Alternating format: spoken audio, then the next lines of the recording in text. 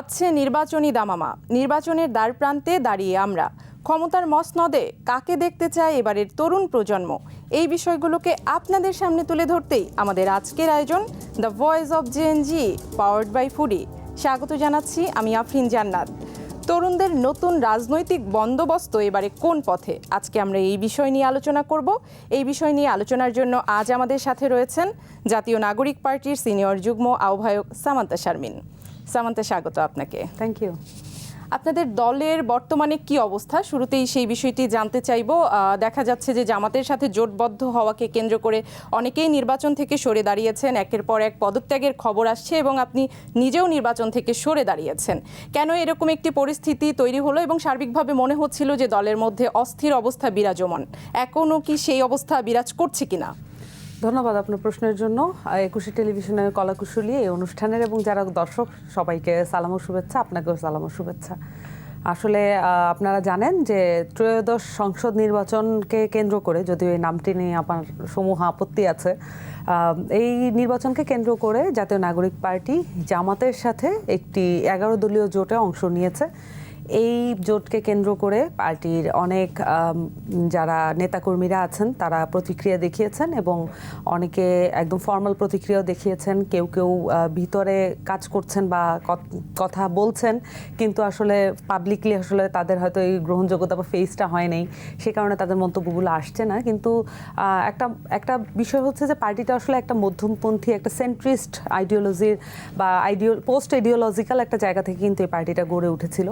সেই জায়গায় যখন আসলে আমরা কোনো একটি পার্টি, কোনো একটি বড় দলের সাথে জোটে অন্তর্ভুক্ত হই, তখন কিন্তু আমাদের আমাদের পার্টিটা খুব নতুন এবং আপনি জানেন যে একটা নতুন দলের কিন্তু নানান রকমের সমস্যার মধ্যে দিয়ে যেতে হয়, চ্যালেঞ্জেস ফেস করতে হয়। সেই জায়গায় যদি কোনো বড় রাজনৈতিক দলের সাথে যাওয়ার ব্যাপারটা থাকে, তখন আসলে পার্টির যে নিজস্ব চরিত্র,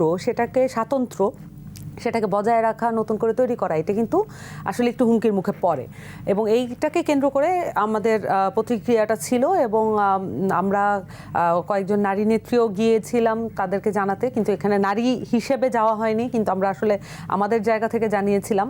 পরবর্তীতে অনেকেই তাদের আপত্তি জানিয়েছেন।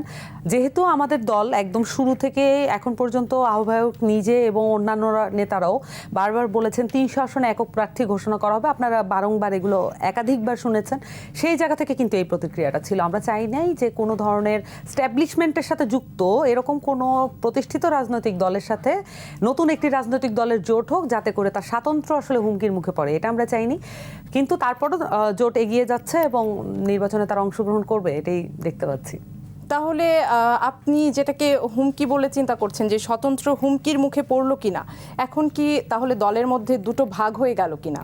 আপনারা বলছেন যে আপনারা এই জোট চাননি, আবার দলের মধ্যে সংখ্যাগরিষ্ঠ কিছু মানুষজন জোট চেয়েছে, যার কারণে জামাতের সাথে জোটবদ্ধ হওয়া। তো এই বিষয়টা এখন কি হচ্ছে, কি চলছে? আমার কাছে মনে হয় যে এইটাকে আমরা ইউজুয়ালি যেভাবে দেখে থাকি সেই ফ্রেমওয়ার্কে এটাকে দেখা উচিত হবে না। যেমন ধরেন একটা নতুন রাজনৈতিক দলের, মানে যে কোনো রাজনৈতিক দলের ক্ষেত্রে যে আলাপটা হয় যে যদি এখানে মতানৈক্য থাকে, সেক্ষেত্রে আসলে ভেঙে চলে যাওয়া বা ভেঙে যাওয়াটাই আসলে একমাত্র উপায়। আমি এটাকে অন্যভাবে দেখতে চাচ্ছি এবং বাংলাদেশের মনে হয় ইতিহাসে প্রথমই আসলে মানে বিরোধিতা করেও আসলে দলে অবস্থান করছি আমরা অনেকেই। সো আমার কাছে মনে হয় যে বিরোধিতা করার জায়গাটা এটা অত্যন্ত যৌক্তিক অনেকগুলো গ্রাউন্ডে। আমরা কোনো ধরনের দলীয় শৃঙ্খলা বা দলের যে মূল প্রসঙ্গ সেটার বিরোধিতা তো করছিই না, বরঞ্চ দলের যে মূল আইডিওলজি, দলের যে মূল যে চিন্তাধারা, সেটাকে বরঞ্চ আমরা ধারণ করছি। নির্বাচনের জায়গা থেকে যেটা ব্যাখ্যাটা দেওয়া হয়েছে যে এটা কোনো আদর্শিক জোট নয়, এটা একটা রাজনৈতিক আসন সমঝোতা। অন্যদিকে আমাদের কিন্তু একটা স্লোগান আছে, আপোষ না সংগ্রাম, সেখানে কিন্তু আমরা সংগ্রামের পক্ষটাই বেছে নিই সবসময়। সো আমরা এবার চেয়েছিলাম যে এই নির্বাচনেও, যেটা আমি বলেছিলাম যে আমার নামটা নিয়ে আপত্তি আছে, এটা হওয়া উচিত ছিল যে প্রথম সংবিধান সংস্কার পরিষদ নির্বাচন। সো কিন্তু এটার নামটা দেওয়া হয়েছে ত্রয়োদশ জাতীয় সংসদ নির্বাচন। সো আপনি যখন এইটাই করা হয় এবং এটা নিয়ে কোনো আমি আমার দলের পক্ষ থেকেও অফিসিয়াল কোনো আপত্তিপত্র দেখলাম না, সেখান থেকে আসলে কিন্তু পুরো যে ইন্টেনশন, একটা নির্বাচনের ইন্টেনশনটাই কিন্তু পরিবর্তন হয়ে যায়। সো সামনের দিনের সংস্কারকে সামনে রেখে আবার যেই জোটটা করা হয়েছে আসলে সেখানে নামটা নিয়ে বা এটার যে প্রক্রিয়া সেগুলো নিয়ে আমাদের আপত্তি করার জায়গাটা দিনকে দিন সংকুচিত হচ্ছে।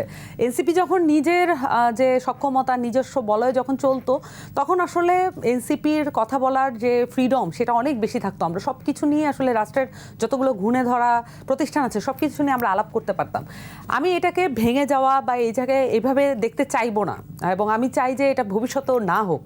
কিন্তু এইটা খুবই গুরুত্বপূর্ণ। বাংলাদেশে মধ্যমপন্থী দলের মধ্যমপন্থী অবস্থানের যে তৃতীয় বলয়ের সংকট, এইটাকে অবশ্যই এনসিপিকে টার্গেট করতে হবে। এনসিপির এর ছাড়া আর কোনো রাজনৈতিক ভবিষ্যৎ নাই। আপনি আসন সমঝোতার কথা বলছিলেন, কতটা আসনের বিনিময়ে আসলে জামাতের সাথে সমঝোতা হলো এনসিপির?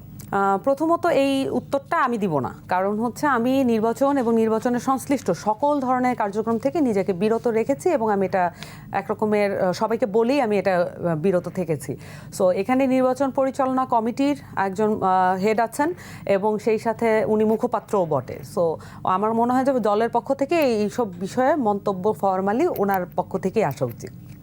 জি, এই যে জামাতের সাথে এনসিপি জোটবদ্ধ হলো, এতে কি এনসিপি লাভবান হলো নাকি ক্ষতিগ্রস্ত হলো, কি মনে করছেন? আমি মনে করি যে এটা আসলে অনেক বড় একটা ক্ষতির কারণ হয়ে দাঁড়াবে ভবিষ্যতে। এখন দেখার বিষয় যে আমরা যারা আছি এবং যারা এনসিপির কর্ণধার ভবিষ্যতে হবেন বা যারা সংসদে যাবেন, তারা আসলে এনসিপির যে ট্রু ক্যারেক্টার এবং বাংলাদেশে যে রাজনৈতিক ভ্যাকিউম আছে, তার যে মতাদর্শিক বিভাজনের জায়গায় যে রাজনৈতিক ভ্যাকিউমটা আছে সেইটা ফিল আপ করার জন্য এনসিপি ভবিষ্যতে যদি এই জোটকে কাজে লাগাতে পারে তাহলে ভবিষ্যতে আমরা মনে করি যে এনসিপি একটা খুবই স্ট্রং দল হবে। কিন্তু ঠিকভাবে কাজে লাগাতে পারা বা না পারার উপরে অনেক কিছু ডিপেন্ড করছে। যদি আমরা এমন হতো যে 330 আসনে সমঝোতা, আর যদি 300 আসনে বাকি 70 আসনে 270টা আসনে যদি আমি প্রার্থী ঘোষণা করতে পারতাম আমার পার্টি থেকে, তাহলে আমার বাংলাদেশের পুরো আনাচে কানাচে আমার পার্টির নাম এবং আমার শাপলাকলিটা ছড়িয়ে যেত। সেটা আমার পার্টির জন্য অনেক বড় একটা বুস্ট আপ হতো। এবং আমি মনে করি সাংগঠনিকভাবে এনসিপি অনেক বেশি ক্ষতিগ্রস্ত হয়েছে, এবং ভবিষ্যতেও আসলে জামাতের যে কেলেঙ্কারি আছে, কালিমা আছে, সেগুলোকে আসলে এনসিপিকে বহন করতে হতে পারে। যেমনটা এখনও বিএনপিকে শুনতে হয় জামাতের সাথে তাদের জোটের বিষয়ে, কিন্তু আসলে এখনও বিএনপিকে শুনতে হয়। সো আমাদের জায়গা থেকে আমরা আসলে এই ধরনের কোনো ধরনের কালিমা ছাড়াই আমাদের অপশন ছিল যে আমরা নিজস্ব পলিটিক্সটা, আমাদের নিজস্ব রাজনীতিতে আমাদের স্বাতন্ত্র্যটা আমরা ধরে রাখতে পারতাম। সেটা থেকে একটা মিস আউট হয়ে গেল। জি, আপনাদের স্বাতন্ত্রিক রাজনীতির ব্যাপারে আরও কথা শুনবো, তবে এই পর্যায়ে নিয়ে নেব ছোট্ট একটি বিজ্ঞাপন বিরতি। প্রিয় দর্শক, আপনারা দেখছেন the voice of JNG powered by foodie অনুষ্ঠানটি। এ পর্যায়ে নিয়ে নিচ্ছি ছোট্ট একটি বিজ্ঞাপন বিরতি। ফিরছি এক্ষুনি, আমাদের সাথেই থাকুন।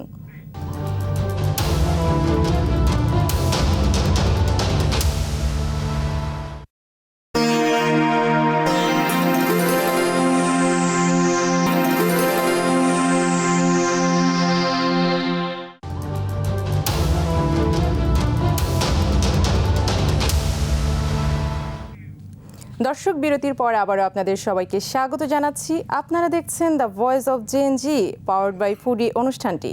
আমরা আলোচনা শুনছিলাম, আবারও ফিরে যাচ্ছি আলোচনায়। সামান্তা, বিরতিতে যাবার আগে আমরা বলছিলাম এনসিপির আদর্শিক দিক নিয়ে কথা।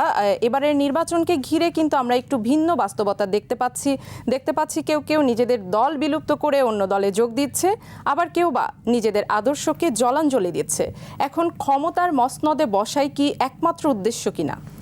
এই কোশ্চেনটাকে যদি উত্তর দিতে হয় আমাকে আসলে বাংলাদেশের যে পলিটিক্যাল কালচার সেইটাকে প্রশ্ন করে আগাতে হবে। এই জোটকেন্দ্রিক যখন আলাপ আলোচনা চলছে, আমাদের তো আসলে বিভিন্ন ধরনের পলিটিক্যাল স্ফিয়ারে চলাচল আছে, এবং এই কথাটাই বারবার আসছিল যে পাওয়ারে না গেলে বা হচ্ছে সংসদে যদি না যাওয়া হয় তাহলে একটা দল বিলুপ্ত প্রায় হয়ে যেতে পারে। এই আশঙ্কা কিন্তু আমাদের মধ্যেও প্রবেশ করানোর চেষ্টা করা হয়েছে। এবং আমার এটা কোশ্চেন যে যদি একটা দলের লজিক্যাল এবং গ্রাউন্ড থাকে এবং তার যদি রাজনীতি করার সুযোগ থাকে, তারা যদি মানুষের জন্য কাজ করে, তাহলে সংসদে না গেলে তাহলে তার দল দুর্বল হয়ে যাবে। এটা কেন হবে, এটা হওয়ার কারণটা কি? তার মানে আমার মনে হয় এটা একটা ন্যাচারাল ইনক্লিনেশনের জায়গা থেকে এটাকে টার্গেট করে বলা হয় যে বাংলাদেশে যে ধরনের সমস্যা, বাংলাদেশের মানুষ তো আসলে অত্যন্ত ভালনারেবল সিচুয়েশন আসলে তার দিনাতিপাত করে এবং তার জীবন জীবিকা সব কিছু আসলে খুবই হুমকির মুখে থাকে। ইউজুয়ালি তারা চায় যে একটু শক্তি সামর্থ্য সম্পন্ন কাউকে সে এমপি করবে বা তার সাথে সে সম্পর্ক রাখবে, এরকম একটা ধারণা কিন্তু বাংলাদেশের মানুষের আছে। সো সেক্ষেত্রে যদি একেবারেই কেউ একটা দল থেকে কোনো এমপি যদি না আসে, তাহলে আসলে সেক্ষেত্রে হয়তো মানুষের তার কাছে যাওয়ার ইচ্ছাটা কমে যাবে, এরকম আমি যেটাকে স্কোপ আউট করেছি, আমার কাছে যেটা মনে হয়েছে আর কি। আমরা তো বিএনপিকে দেখেছি 1981 থেকে 1990 পর্যন্ত তারা রাজপথে থেকে আন্দোলন করেছিল। এনসিপি তাহলে সেই পথটিকে কেন বেছে আমি নিল যেটা না? বেসিক্যালি মনে করি যে আমাদের যে ক্যারেক্টারটা হওয়া উচিত সেটা হচ্ছে একটা আন্দোলন ভিত্তিক ক্যারেক্টার। কারণ আপনি একটা জিনিস দেখেন যে এই অভ্যুত্থানটা ঘটেছে, এই অভ্যুত্থানের পরে কিন্তু সকলের মধ্যে ক্রিয়েটিভ এনার্জিটা কিন্তু রয়ে গেছে। সেই কারণেই কিন্তু একটা যে কোনো কিছুর কারণে আপনি যদি রাস্তায় কল করেন, ছেলেপেলেরা এখনও নেমে আসে।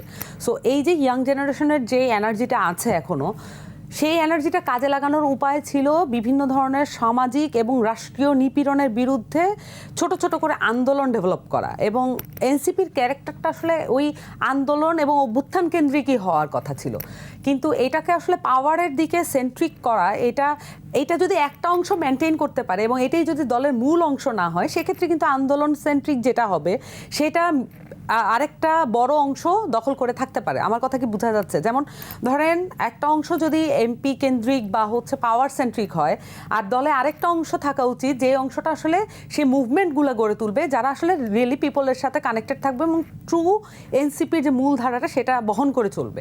তাহলে যখন এই দুইটার অ্যামালগেমেশন হবে, যখন এই দুইটাকেই সর্বোচ্চ পরিমাণ ব্যবহার করতে পারবো, তখন এটা ট্রুলি গণমানুষের এবং শক্তিশালী দল হিসেবে গড়ে উঠতে পারে। আমার কাছে মনে হয় যে যেমন ধরেন আমি বিভিন্ন ধরনের, আপনার যেহেতু অনুষ্ঠানের নাম জেনজি, এই জন্য আমি বলি জেনজি এই পুরো ডেফিনেশন এই বয়সের মধ্যে যারা পড়ে, তাদের অনেকের সাথে আমার কথা হয়েছে গত কয়েকদিনে। আমার কাছে মনে হচ্ছে তারা খুবই মানে এক ধরনের চাওয়া ছিল শাপলাকলিতে নিজের প্রথম ভোটটা, এদের সবাই কিন্তু প্রথমবার ভোট দিচ্ছে এবার, শাপলাকলিতে প্রথম ভোটটা দেওয়ার। আমি নিজে কোনোদিন এখন পর্যন্ত ভোট দিইনি, সো আমারও কিন্তু প্রথম ভোট হতো এবার। সো এরা সবাই অপেক্ষা করেছিল, আমাদের এই যে জেনজি থেকে তার আগের 2 জেনারেশন পর্যন্ত আসলে সবাই অপেক্ষা করেছিল এবার ভোটটা দেওয়ার জন্য। তারা আসলে এখন আর শাপলাকলিকে রিলাই করতে পারছে না, কারণ শাপলাকলি এখন শুধুমাত্র জেনজিদের মার্কা না, এটা এখন জড়িয়ে গেছে দাঁড়িপাল্লার সাথে। কিন্তু এই যে জড়িয়ে যাওয়া, এটা যদি ধানের শীষের সাথেও জড়িয়ে যেত, তাহলে শাপলাকলির যে মাহাত্ম্য, তার যে নিজস্ব পরিকল্পনা এবং তার যে স্বাতন্ত্র্য, সেটা কিন্তু নষ্ট হয়ে যেত ধানের শীষের সাথে গেল। কিন্তু আমার যে পয়েন্টটা বা আমাদের যে কথাটা, সেই কথাটা হচ্ছে যে এই দলটা টিকে থাকার জন্য যেমনটা শক্তিমত্তা প্রয়োজন, একই সাথে তার যে নিজস্ব রাজনীতি, নিজস্ব স্বাতন্ত্র্য এবং তার বাংলাদেশ নিয়ে রাষ্ট্রকল্প, মানে ইউনিক রাষ্ট্রকল্প, সেইটা তার আলাদা করতে পারা উচিত। এটা কোনো দলের উপর ডিপেন্ড করে না। এখন আপনি দেখেন, এখন যে নির্বাচনটা হবে, এখানে তো পোলিং এজেন্ট এবং এটা একটা হিউজ কর্মযজ্ঞ, কিন্তু এই কর্মযজ্ঞে অসংখ্য মানুষ যুক্ত হবে। এখানে কিন্তু ধরেন আমি এই কর্মযজ্ঞ করতে গেলেই, আমি যদি স্বতন্ত্র ইলেকশন করতাম, তাহলে এই কর্মযজ্ঞের মধ্য দিয়ে আমি আমার ডেডিকেটেড মানুষগুলোকে চিনতে পারতাম, যারা এনসিপিকে ট্রুলি ওন করে, যারা মানে মাঠ ছাড়তে রাজি নয়। এই মানুষগুলোকে চেনার সুযোগটা কিন্তু আমরা মিস করে ফেললাম। সো আমার কাছে মনে হয় যে অনেকগুলো স্পেকট্রামে এইটা আসলে আমাদেরকে দেখতে হবে যে আসলে ফলশ্রুতিতে এটা কি হয়। তাহলে এতদিন ধরে যে নতুন রাজনৈতিক বন্দোবস্তের কথা শোনানো হচ্ছিল, সেই নতুন রাজনৈতিক বন্দোবস্ত কি এবারে মুখ থুবড়ে পড়লো? আমি বলবো যে এটা একটা বড় ধাক্কা খেলো এবং নতুন রাজনৈতিক বন্দোবস্ত, অবশ্যই আমি এটা আগেও বলেছি, অবশ্যই এটা শুধুমাত্র এনসিপি বা যে কোনো একক রাজনৈতিক দলের বিষয় নয়। আপনি দেখবেন যে এখানে বড় রাজনৈতিক দলগুলোর নেতারা নিজেদের যে স্পিচ এবং ডেলিভারি এবং তাদের ডিমিনার, যারা যেভাবে কথাবার্তা বলেন, যেভাবে সমাজে চলাফেরা করেন, এগুলো কিন্তু অনেক কিছু পরিবর্তন করছেন।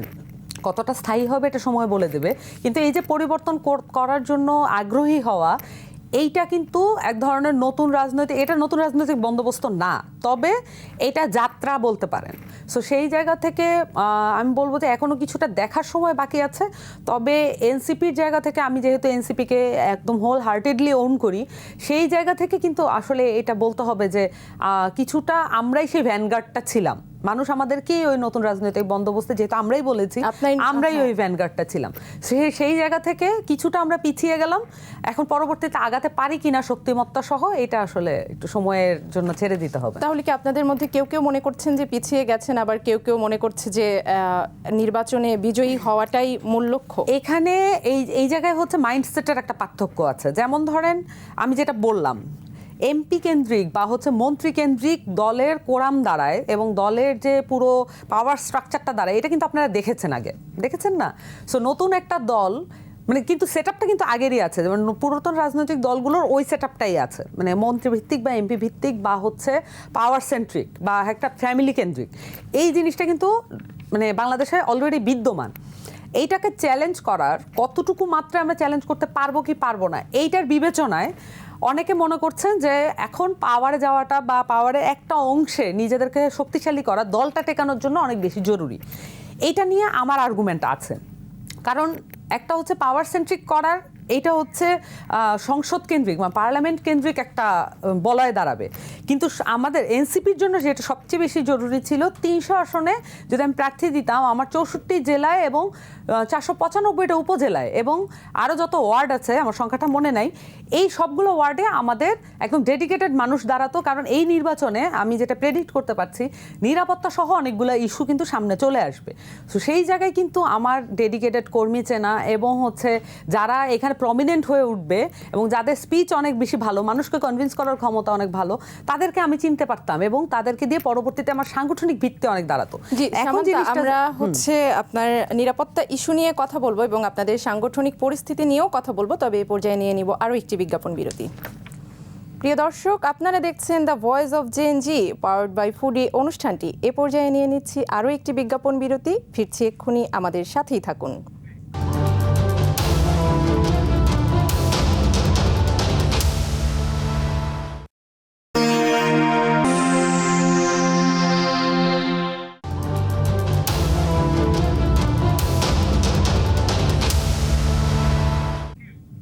দর্শক, বিরতির পর আবার আপনাদের সবাইকে স্বাগত জানাচ্ছি। আপনারা দেখছেন the voice of JNG powered by foodie অনুষ্ঠানটি।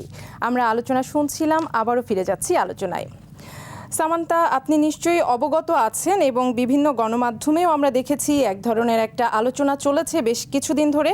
জামায়াত যদি ক্ষমতায় যায় তাহলে প্রধানমন্ত্রী হবে নাহিদ ইসলাম এবং জামাত যদি বিরোধী দলে থাকে তাহলে প্রধান বিরোধী দলীয় নেতা হবেন নাহিদ ইসলাম। আসলেই কি তাই? এই বিষয়টা আমি আসলে জানি না। আচ্ছা, আপনাদের এনসিপি থেকে যারা পদত্যাগ করেছে তাদের পদত্যাগপত্র গ্রহণ করা হয়নি, এই বিষয়টি কি, কেন গ্রহণ করা হয়নি? আমি আসলে যেটা শুনলাম যে আমাদের সদস্য সচিব জনাব আক্তার হোসেন একটা প্রেস কনফারেন্সে অন্য ইস্যুতে কথা বলার পরে ওনাকে যখন প্রশ্ন করা হয়েছে তখন উনি উত্তর দিয়েছেন যে যারা পদত্যাগপত্র জমা দিয়েছেন তাদের পদত্যাগপত্র গ্রহণ করা হয় নাই। এইটা আমি ওই দিনই প্রথম শুনি। তো সেক্ষেত্রে আমার কাছে মনে হয় যে এটা যদি মানে আসলে যদি গ্রহণ করা না হয়ে থাকে এবং যারা চলে গেছেন তাদেরকে যদি দলে ফেরত আনার উদ্যোগ নেওয়া হয়, এটা করা উচিত। এবং তারা আমাদের সম্মানিত সহযোদ্ধা। আমরা দীর্ঘ 1.5 বছর একটা দলকে একদম জিরো থেকে আসলে গড়ে তোলার জন্য আমাদের সবার হাতই কাজে লেগেছে, সবার মাথাও কাজে লেগেছে। তো এই দলটার ওনারশিপ আসলে সবারই আছে। এটা শুধুমাত্র একক কোনো ব্যক্তি বা দ্বৈত কোনো ব্যক্তির দল না। এটা অবশ্যই যারা শুরু থেকে ছিলেন এবং যারা গণঅভ্যুত্থানে অংশগ্রহণ করেছিলেন এবং বাংলাদেশকে যারা ভালোবাসেন, এই রাজনীতিটার যারা উত্থান চান, যারা ওই একদম বাংলাদেশের পিওর গণমানুষের যে রাজনীতি সেটার উত্থান চান, শুধুমাত্র শক্তি, পেশি শক্তি এবং অর্থবিত্ত এগুলো দিয়ে রাজনীতির উত্থান চান না, সেই মানুষের দল হচ্ছে এনসিপি। বেসিক্যালি এটা হচ্ছে তার ক্যারেক্টার। সো আমি মনে করি, আমি অবশ্যই বিশ্বাস করি যারা চলে গেছেন, যারা পদত্যাগ করেছেন বিভিন্ন সময়ে, তারা প্রত্যেকেই এই রাজনীতিটা ওন করেন বলেই আমি বিশ্বাস করি। সো তাদেরকে ফিরিয়ে আনার জন্য কি ধরনের উদ্যোগ নেওয়া হচ্ছে আমি এটা এক্স্যাক্টলি জানি না। তবে আমি যতটুকু বুঝি যে এখানে নির্বাচনের আসলে সবাই খুব ব্যস্ত আছেন, তবে সবাইকেই একটু হলেও সময় দিয়ে তাদেরকে একটু মানে তাদের সাথে কথা বলে অন্তত কি কি দলের পক্ষ থেকেও কি কি আমরা চেঞ্জ করতে পারি এই বিষয়ে কিন্তু তাদের মন্তব্য নেওয়া উচিত। তাহলে কি বিষয়ে আসলে এই বোঝাপড়াটা তৈরি হলো তাদের, অবশ্যই কোনো না কোনো কারণ আছে। হ্যাঁ, এই দূরত্বের যে কারণগুলো এগুলো আসলে দলে যদি থেকেই যায়, অন্তত তাদের কাছ থেকে এই তথ্য নেওয়া উচিত, এই মন্তব্য নেওয়া উচিত যে কেন তারা মনে করলেন যে দলের সাথে তারা আর থাকতে পারছেন না। সো এই বিষয়গুলো আসলে যদি আমরা শুরু থেকেই, যারা বহিষ্কার হয়েছে, যারা পদত্যাগ হয়েছে, তাদের সাথে আমাদের কোনো সম্পর্ক নাই, এটা আসলে মানে এইভাবে এই এনসিপি দলটাকে লিড করলে এটা যে কোনো পলিটিক্যাল পার্টি, অন্য কোনো পলিটিক্যাল পার্টির মতো এটার চরিত্র হয়ে যাবে। আমরা এটার থেকে ঠেকাতে অনেকেও চাই। এনসিপি ভেঙে যাওয়ার আশঙ্কা প্রকাশ করছে। আমি তো শুরুতেই এটা বললাম যে আসলে আমি এখনো এটা ভেঙে যাওয়া মানে হচ্ছে আপনি ভেঙে দিয়ে আরেকটি নতুন উদ্যোগে যুক্ত হচ্ছেন। আপনি মনে হয় না এমন কোনো কিছুই শুনেছেন যে নতুন কোনো উদ্যোগ কেউ নিয়েছে, নিলেও সেটা তার রাজনৈতিক স্বাধীনতা, এটা করতেই পারে। কিন্তু আমার মনে হয় যে এনসিপি ভাঙার উদ্দেশ্যে কেউ কিছু করেছে। এটা পিওরলি সবাই এখানে এনসিপিকে ওন করেন, আমি তাদের সাথে দীর্ঘদিন কাজ করেছি, আমি তাদের নিয়ত সম্পর্কে আমার কোনো ন্যূনতম সন্দেহ নেই। এবং দলের পক্ষ থেকে যদি এই উদ্যোগগুলো নেওয়া হয়, আমি মনে করি যে এটা আদতে এনসিপির চরিত্র এবং তার স্বাতন্ত্র্য ধরে রাখতেই বরঞ্চ সাহায্য করবে এটা। জি সামান্তা, ধন্যবাদ আপনাকে। আজকে আমাদের সময় একেবারেই শেষ, আজকের মতো শেষ করতে হবে। ধন্যবাদ আপনাকেও। প্রিয় দর্শক, এই ছিল আমাদের আজকের the voice of Gen Z powered by foodie অনুষ্ঠানটি। আমি আফরিন জান্নাত আজকের মতো বিদায় নিচ্ছি। দেখা হবে আবারও আগামী পর্বে ঠিক একই সময়ে। সেই পর্যন্ত সকলেই ভালো থাকুন, সুস্থ থাকুন এবং চোখ রাখুন 21শে টেলিভিশনের পর্দায় আমাদের পরবর্তী অনুষ্ঠানগুলোর সাথে।